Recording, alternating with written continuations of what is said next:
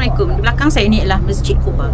Masjid yang sangat terkenal di kalangan orang Islam, terutama jemaah haji dan juga umrah. Setiap jemaah haji dan umrah yang datang ke Madinah wajib menziarahi Masjid Quba kerana sejarah dan fakta yang terdapat pada Masjid Quba.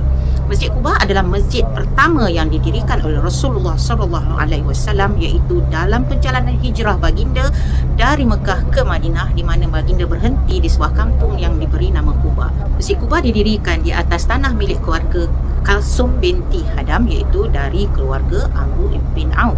Masjid Quba asalnya hanyalah ruang segi empat dan sebuah serambi yang mempunyai 4 tiang daripada pelepah tamal. Rasulullah meletakkan batu asas pertama dan diikuti berturut-turut oleh Saidina Abu Bakar, Saidina Umar dan Saidina Uthman. Hari ini Masjid Quba yang anda lihat telah melalui beberapa proses perubahan.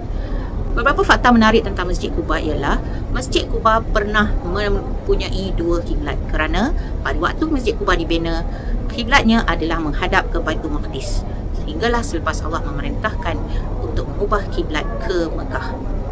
Seterusnya, Masjid Quba menjadi tempat kunjungan Rasulullah yang paling digemari, iaitu setiap hari Sabtu diriwayatkan baginda akan pergi ke Masjid Quba dengan menaiki tunggangan.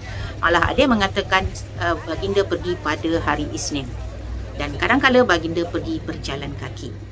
Dalam satu sabda Rasulullah SAW mengatakan, barang siapa yang mengambil wuduk di rumahnya dan pergi ke Masjid Quba bersolat 2 rakaat, maka orang itu akan mendapat pahala seperti mengerjakan umrah.